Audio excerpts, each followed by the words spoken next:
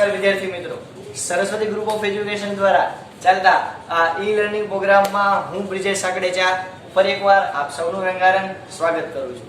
આપણે ધોરણ 10 ની અંદર વિજ્ઞાન વિષયની અંદર ચેપ્ટર નંબર 5 નો અભ્યાસ કરતા હતા કે જેનું નામ છે તત્વોમાં આવર્તનીય વર્ગીકરણ. એટલે કે આપણે કેવી રીતે ક્લાસિફિકેશન કર્યું એલિમેન્ટ્સનું, આપણે એના વિશે ચર્ચા કરવાની હતી. તો એમાં આપણે ફટાફટ આપણે રિવિઝન કરી હબડકો બોલાવી દઈએ. તો આપણે એવું જોયું હતું કે સૌથી પહેલા વૈજ્ઞાનિકોએ તત્વોને બે ભાગમાં ડિવાઈડ કર્યા હતા, ધાતુ અને અધાતુ. પણ ત્યાર પછી ઘણા બધા તત્વ શોધાણા કે જેને કારણે તકલીફ પડી યાદ રાખવામાં, ગુણધર્મને તારવવામાં. તો એના માટે આપણે એવું કર્યું કે ત્યાર પછી ડોબ્રેનર નામના વૈજ્ઞાનિક આવ્યા કે જેને આપણને ત્રિપુટીનો નિયમ આપ્યો.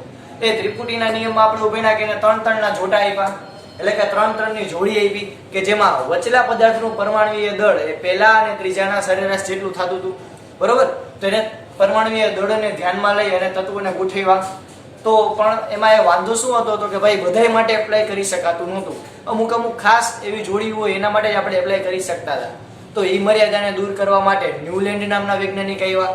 એ ન્યુલેન્ડ નામના વૈજ્ઞાનિકે આપણને અષ્ટકનો નિયમ આપ્યો, એટલે કે એને જે તત્વો હતા એને સંગીતના સૂર મુજબ રેખા સા રે ગ મ પ ધ ની, એટલે કે પહેલા તત્વથી 8મા તત્વએ આવતું પહેલા ક્રમથી 8મા ક્રમે આવતું તત્વ એના ગુણધર્મ કેવા હશે?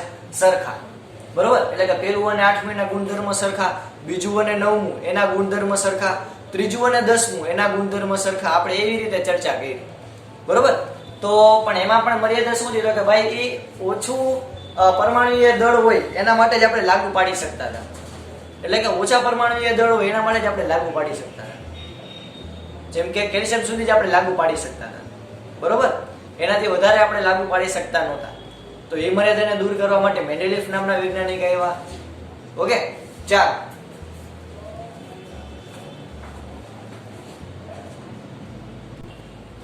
ત્યારબાદ મેન્ડેલિફ નામના જે વૈજ્ઞાનિક આવ્યા હતા એને આપણને 63 તત્વો ત્યારના જમાનામાં જાણીતા હતા. એ બધાને કેવી રીતે ગોઠવા? તો કે ભાઈ એને 3 વસ્તુ ધ્યાનમાં લીધી. ખાલી પરમાણુય દળ જ નહીં, પણ સાથે મૂળભૂત ગુણધર્મો અને રાસાયણિક ગુણધર્મો, એટલે કે આ 3 વસ્તુ ધ્યાનમાં લીધી. પરમાણુય દળ, મૂળભૂત ગુણધર્મો અને રાસાયણિક ગુણધર્મો. આ બધાને આધારે તત્વોને ડિવાઈડ કર્યા અને એક મસ્ત મજાનું આવર્ત કોષ્ટક આપ્યું, મેન્ડેલિફનું આવર્ત કોષ્ટક, બરોબર. આ મેન્ડેલિફનું આવર્ત કોષ્ટક છે એમાં આપણે જોઈ શકાય કે પહેલા તો બધા કરતા સારી એવી એક્યુરેસી હતી, પણ એમાં આપણે જોયું કે એની મર્યાદા શું હતી? તો કે સમસ્થાનિકો, એટલે કે એક જ અટક અને વજન જુદા જુદા, એટલે કે એક જ પરમાણુય ક્રમાંક અને એના દળાંક જુદા જુદા. એ બધાને આપણે ક્યાં ગોઠવવા? એ ચર્ચાનો વિષય બન્યો. હાઇડ્રોજન એ આલ્કલી જેવા ગુણધર્મ ધરાવે અને હેલોજન જેવા પણ ગુણધર્મ ધરાવે, તો એને ક્યાં ગોઠવવો એ ચર્ચાનો વિષય બન્યો. અને પરમાણુય દળ છે એની નિયમિતતા રહેતી નહોતી, એટલે કે આપણે એવું હતું કે ઓછા પરમાણુય દળથી જેમ નીચેની જગ્યાએ વધુ પરમાણુય દળ આવતું છે, પણ ક્યારેક એવું બનતું કે આ ઓછું હોય તો વધુ એની નીચેના જગ્યાએ ઉપર હોય. ઓકે, તો એ મર્યાદાને દૂર કરવા માટે હેનરી મોસેલે નામના વૈજ્ઞાનિક આવ્યા, રસાયણ શાસ્ત્રી, કે જેને મસ્ત મજાનું આપણને આધુનિક આવર્ત કોષ્ટક આપ્યું, કે જે આપણે મસ્ત મજાના 2 લેક્ચરમાં ભણી ગયા, બહુ ડિટેલમાં ભણ્યા, બરોબર ને છોકરાઓ? તો ચાલો આપણે દર વખતે હવે લેક્ચરમાં આની પ્રેક્ટિસ કરશે. આ તમને યાદ રહેશે ને? બધું યાદ થઈ જાય. અજય મારે રેગુ બોલવું જોઈએ. આ યાદ રહેશે ને? બધું યાદ થઈ જાય, બરોબર. ચાલો સ્ટાર્ટ કરીએ. તો અહીંયા સૌથી પહેલા આપણે સમૂહના નામ દર્શાવી દઈએ. તો કેટલા સમૂહ હોવા જોઈએ યાદ કરો? તો કે 18. આધુનિક આવર્ત કોષ્ટકમાં 18 સમૂહ હોવા જોઈએ. તો 1 2 3 4 5 6 7 8 9 10 11 12 13 14 15 16 17 અને 18. ઓ બાપ રે બાપ, આમાં તો જો થોડું વધારે ખાનું થઈ ગયું. તો શું કરશી? અરે યાર, એમાં શું મૂંઝાવાનું હોય? આ આખી કોલમને શું કરી નાખવાની? આપણે ડિલીટ કરી નાખી. આપણી હાથમાં જ છે. હા, જો આપણી હાથમાં જ છે. અને આ ખાનું આપણે ક્યાં લઈ લઈએ? અહીંયા. ચાલો, પાસે બ્લેક માર્કર પણ અવેલેબલ છે. આ ખાનું આપણે અહીંયા લઈ લઈએ. એમાં હું મૂંઝાઈ ગયા. તો આ બે ખાના દોરવા પડશે. ઓકે, ચાલો હવે આવર્ત આપણે જોઈએ. કેટલા આવર્ત હોવા જોઈએ? તો કે ભાઈ 7 હોવા જોઈએ. તો અહીંયા 1 આ 2 3 4 5 6 અને 7, એટલે કે 7 આવર્ત. આવર્ત એટલે આડી લીટી અને 18 સમૂહ, એટલે કે ઊભા સ્તંભ. જેમાં આપણે કીધું હતું કે પહેલા સમૂહમાં કેટલા આવશે? 2 જ તત્વો, એટલે કે પહેલું અને છેલ્લું. ઓકે, પહેલા અને છેલ્લા. બીજા અને ત્રીજા સમૂહમાં અહીંયા 2 તત્વો આવશે એટલે અહીંયા 6 આવશે અને બાકી તો બધું આખું આવત કોષ્ટક છે. બરોબર છોકરાઓ? ચાલો હવે આપણે આયા તત્વોના નામ મેં કેમ યાદ રખાવ્યા હતા યાદ કરો તો છોકરાઓ. આપણે ફરી પાછી પ્રેક્ટિસ કરી લઈએ. ચાલો આપણે સ્ટાર્ટ કર્યું તો અહીંયા હાઇડ્રોજન થી હલીના કબ્ર એટલે કે કબ્ર. ઓકે એટલે આરબી સે બહાર સોરી ફરાર કેપિટલ એફ દર્શાવીએ ફરાર એટલે કે એફ આર. હેલિના કબ્ર સે ફરાર કેમ લખાય તો કે hydrogen lithium sodium potassium rubidium caesium અને ફ્રાન્સિયમ. ચાલો બીજું તો કે ભાઈ બેટા માંગે કાર સ્કૂટર और सेंट्रो बाप रे. अथवा तो आने તમે એમ યાદ રાખી શકો કે બેટા માંગે કાર સેન્ટ્રો લેકે બાપા રખડે. ઓકે એમ યાદ રાખી શકો. ચાલો આથી આપણા પહેલો અને બીજો સમૂહ કે જેને આ પહેલા સમૂહને કહેવાય આલ્કલી તત્વો કારણ કે એની બાહ્ય કક્ષામાં કેટલા ઇલેક્ટ્રોન હશે બધામાં 1. ઓકે મેં આપણે આ પહેલાના લેક્ચરમાં ભણી ગયા હતા ડિટેલમાં. ચાલો હવે અહીંયા તો કે આને કહેવાય S વિભાગના તત્વો આને કહેવાય P વિભાગના તત્વો. P વિભાગના તત્વોમાં અહીંથી શરૂઆત થશે અહીં નાઇટ્રોજન થી N નાઇટ્રોજન થી શરૂઆત થઈ ગયો. શું હવે A પછી શું આવે B એટલે કે B ફોર બ્રિજેસ ના B ફોર બોરોન ત્યાંથી શરૂઆત થવાની. ઓકે તો આમાં આપણે શું કર્યું હતું B તો કે યસ બેંગન આલુ ગાજર ઇન થેલી એટલે કે બોરોન એલ્યુમિનિયમ ગેલિયમ ઇન્ડિયમ અને થોરિયમ. ચાલો પછી આયા શું આવશે તો કે કેમિસ્ટ્રી સર ગેટ સમ ડાઉટ અથવા ગેટ સમ પ્રોબ્લેમ. ચાલો આયા શું આવશે કેમિસ્ટ્રી પછી તો કે નઈ પડોશન આને સે સબ बिगड़े. ओके ચાલો પછી શું હતું યસ ઓસેટેપો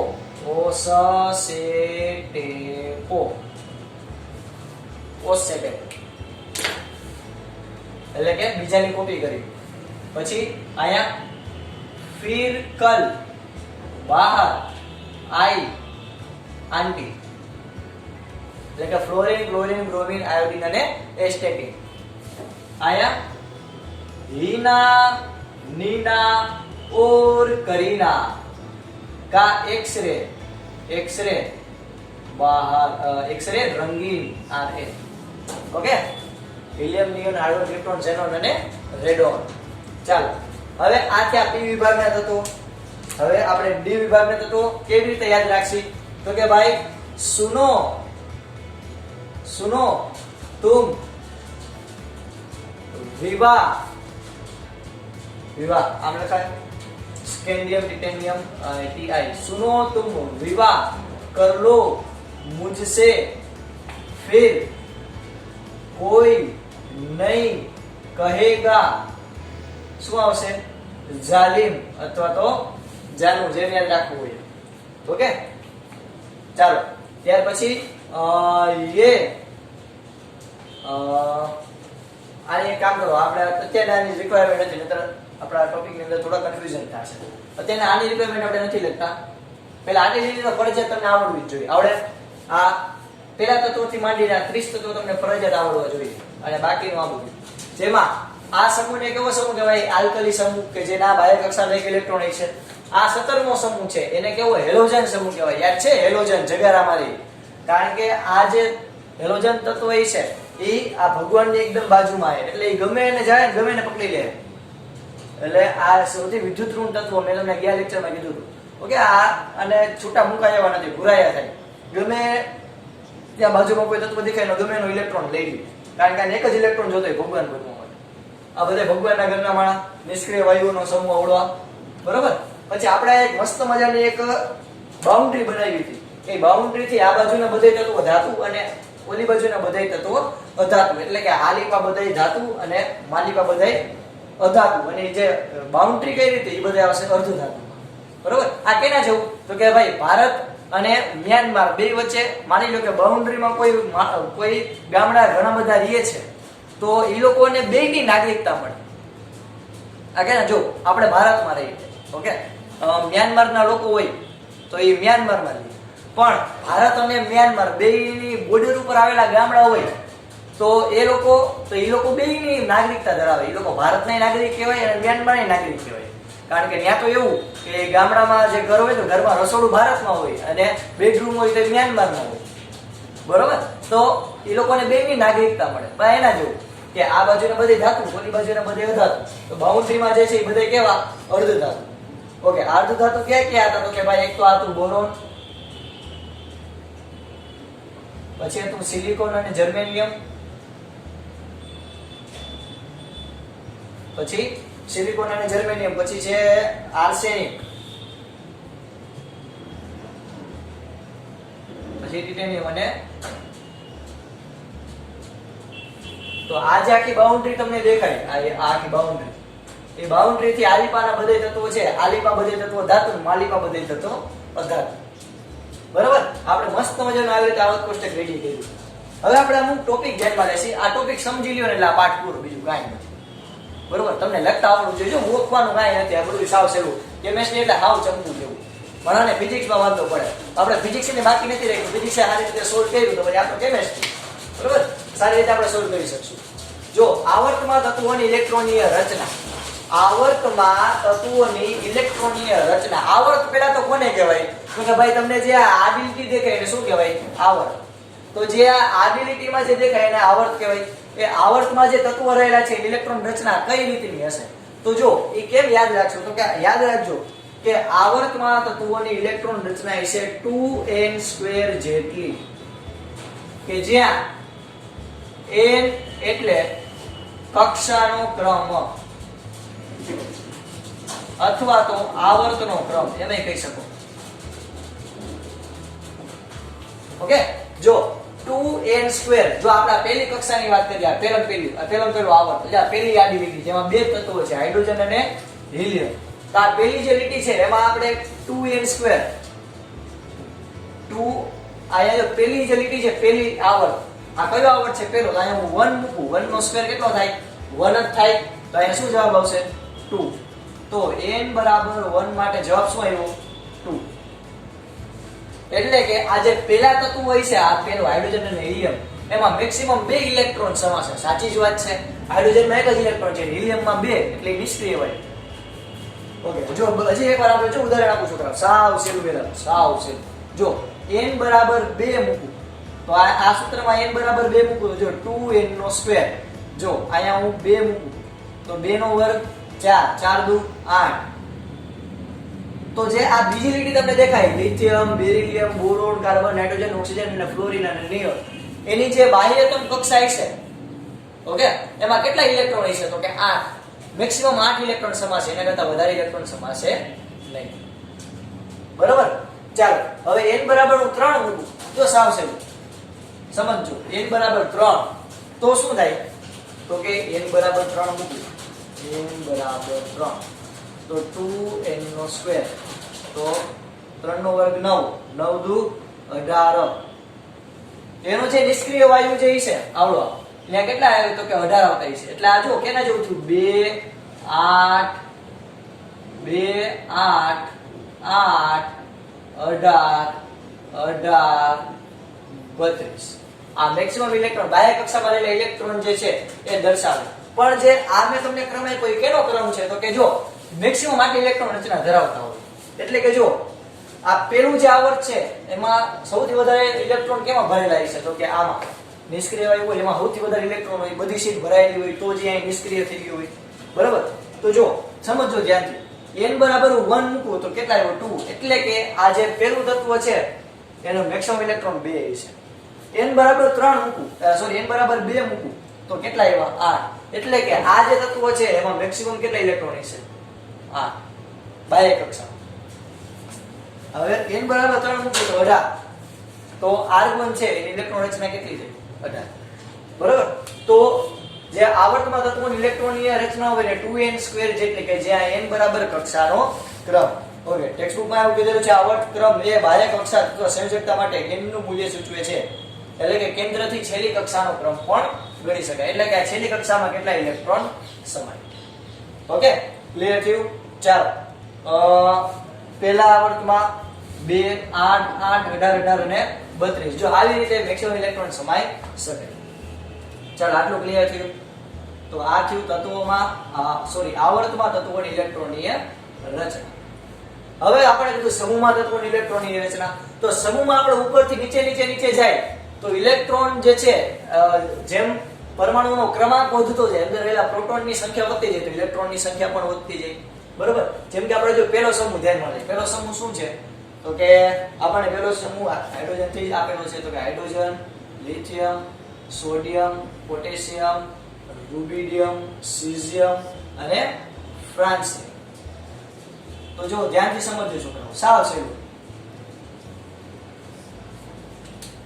સોડિયમ જે છે હાઇડ્રોજન. હાઇડ્રોજનમાં કેટલા ઇલેક્ટ્રોન છે? હાઇડ્રોજનમાં 1, એટલે તેનો પરમાણુ ક્રમાંક 1 છે. હવે લિથિયમ, તો લિથિયમમાં કેટલા ઇલેક્ટ્રોન છે? હાઇડ્રોજન લિથિયમનો પરમાણુ ક્રમાંક કેટલો? હાઇડ્રોજન, હિલિયમ અને લિથિયમ 3 છે એનો પરમાણુ ક્રમાંક. તો લિથિયમની રચના કેવી થાય? તો કે લિથિયમ એટલે 3 પ્રોટોન અને એની આજુબાજુમાં આ 2 કક્ષા ભરાયેલી છે અને 1 ઇલેક્ટ્રોન એમનો આવેલો છે. એટલે કે 3 ઇલેક્ટ્રોન અને 3 પ્રોટોન આવી રીતે છે. તો આપણે શું લખી? 2 કક્ષા ભરાયેલી અને 1 ખાલી એક વધારાનો ઇલેક્ટ્રોન. સોડિયમની વાત કરીએ તો જો સોડિયમ એટલે કે એનો પરમાણુ ક્રમાંક 11. એની બાહ્ય કક્ષામાં પહેલા તો 2 ઇલેક્ટ્રોન ભરેલા છે. હજી બાહ્યની કક્ષા હોય તેમાં 1 2 3 4 5 6 7 અને 8 એટલે 10 થયા. અને સૌથી બહારની કક્ષામાં 1. તો 11 પ્રોટોન અને 11 ઇલેક્ટ્રોન. આની ઇલેક્ટ્રોન રચના કેમ થાય? 2 8 અને 1. 2 8 અને 1. તો તમે ધ્યાનથી અવલોકન કરો છોકરાઓ. તો જો આપણે આ જ લખતા જઈએ. જો હાઇડ્રોજન તો 1, લિથિયમ જ્યારે આવ્યું તો લિથિયમ એટલે તો કે જો આ 2 ને વટીને મેં કીધું તું યાદ છે કે આવર્ત કોષ્ટક આવી રીતે આમાં વર્તુળ ધરાવે. તો અહીંયાથી આપણે અહીંયા ગયા, ત્યાંથી ક્યાં જવાનું? અહીંયા. જો સમજો, હાઇડ્રોજન, હિલિયમ. હવે તો કે લિથિયમ હોય તો લિથિયમની ઇલેક્ટ્રોન રચના તો કે 2 + 1. સોડિયમની તો કે 2 + 8 + 1. હવે તો કે જો પોટેશિયમ છે એની ઇલેક્ટ્રોન રચના તો મેં આવડી જાય 2 + 8 + 8 + 1. એટલે આની ઇલેક્ટ્રોન રચના શું આવશે? 2 8 8 1. હવે તો કે જો મારે આની ઇલેક્ટ્રોન રચના જોતી હોય આ રૂબિડિયમ એની પાસે 1 ઇલેક્ટ્રોન હશે. આ સિવાયની પાસે કેટલા ઇલેક્ટ્રોન હશે? તો કે અહીંયા પૈતું હતું તો 2 + 8 + 8 + 18. એટલે અહીંયા આવશે 2 + 8 + 8 + 18 + 1. ઓકે, આવડી જાય. ચાલો, હવે તો કે અહીંયા મારે સીઝિયમ નું જોતું હોય તો 2 + 8 + 8 + 18 + 18 + 1. ફ્રાન્સિયમ નું જોતું હોય તો 2 + 8 + 8 + 18 + 18 + 32 + 1. ફ્રાન્સિયમ એટલે તો કે એની પહેલા કેટલા આવેલા છે? તો કે આટલા બધા ઇલેક્ટ્રોન આવેલા છે અને એના પછી 1. તો તમારે આનો પરમાણુ ક્રમાંક ગોતવો હોય તો કેમ મળશે? તો જો સમજો, હાઇડ્રોજન તેનો પરમાણુ ક્રમાંક એની અંદર રહેલા ઇલેક્ટ્રોનની સંખ્યા ગણવી તો આવડે. અથવા તો આયા કેટલા છે ઇલેક્ટ્રોન? આનો પરમાણુ ક્રમાંક કેટલો? તો કે 1. તો આયા હું શું લખીશ? 1. Sodium lithium. તો લિથિયમ એટલે તો કે જો લિથિયમ એટલે તો કે 2 આવર્તનો કેટલા ઇલેક્ટ્રોન સમાઈ શકે? 2 + 1 એટલે કે 3. ઓકે, એટલે કે 1 માં હું 2 ઉમેરું તો 3 થાય. હવે તો કે 3 માં હું કેટલા ઉમેરું? તો કે 3 માં હું વળી પાછા 8 ઉમેરું તો થાય સોડિયમ. 3 માં 8 ઉમેરું તો વેરી ગુડ 11. હવે આમાં વળી પાછા 8 ઉમેરું તો થાય 19. હવે આમાં વળી પાછા 18 ઉમેરું તો યાદ કરો, વળી પાછા આમાં 18 ઉમેરું તો તો થાય 37. આમાં ફરી પાછા હું 18 ઉમેરું તો થાય 55. અને આમાં ફરી પાછા હું 32 ઉમેરું તો થાય 87. ડાયનિક પરમાણ્વીય ક્રમાંક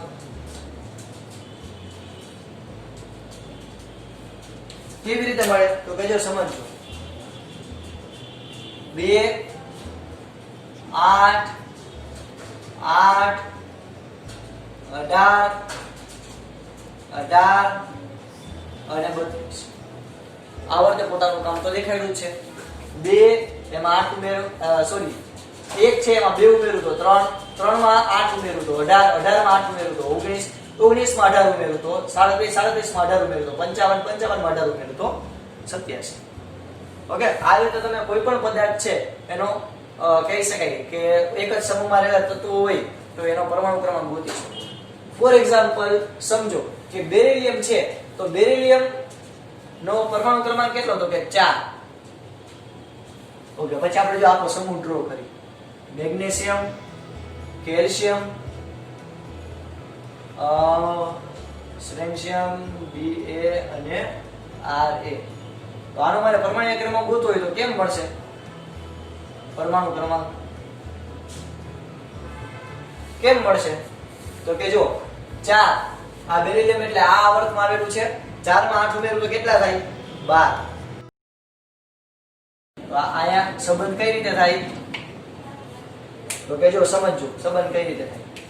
તો કે આમાં મેં કેટલા ઉમેર્યા તો કે 8, આમાં કેટલા ઉમેરીશ તો કે 8, આમાં કેટલા ઉમેરીશ તો કે 18, આમાં કેટલા ઉમેરું તો કે 18, આમાં કેટલા ઉમેરું તો કે 32.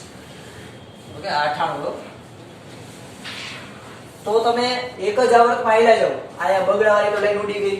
તો જો બેરિલિયમ થી માંડી તમે આયા સુધીના પરમાણુ ક્રમાંક ગોતવો હોય તો તમને આ એક આંકડો યાદ હોય 2 8 18 18 32.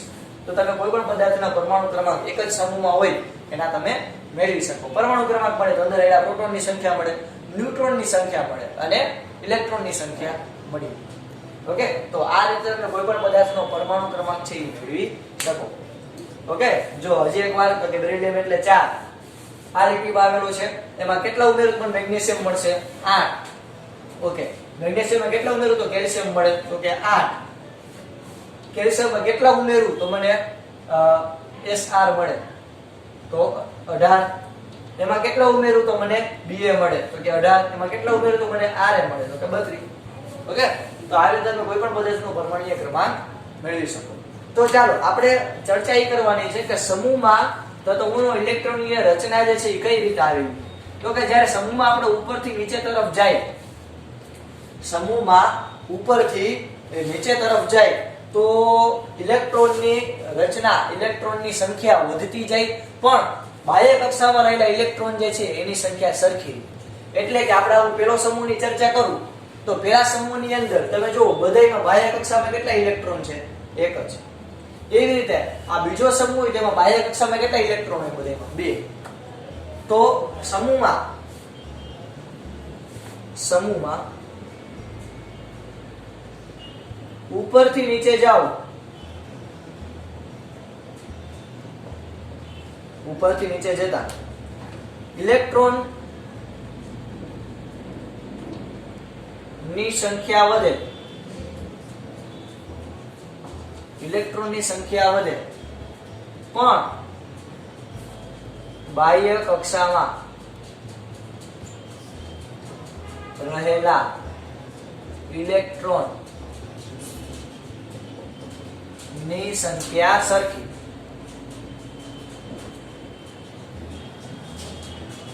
પણ બાહ્ય કક્ષામાં રહેલા ઇલેક્ટ્રોનની સંખ્યા કેવી રીતે સરખી?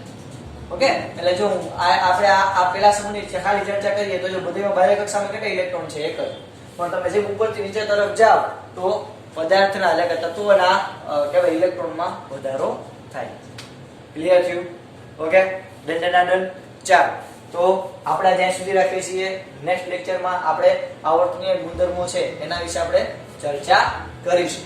પણ યાદ રાખજો તમારે આપણું જે આખી આ બુક, આપણું જે આખો લેક્ચર છે બધું રંગબેરંગી પેનથી લખેલું છે, બધે તમારે બાકી બુકમાં કરીને બુકમાં સોરી પાકી બુકમાં જ મસ્ત મજાના રંગબેરંગી પેનથી લખી નાખજો બરોબર. આટલું મસ્ત મજાનું પેલા છાપી નાખજો. આપણે આવર્તનીય ગુણધર્મ આપણે નેક્સ્ટ લેક્ચરમાં કરીશું. આ સુધી રાખીએ. જય ભારત, જય હિન્દ લખી દેજો.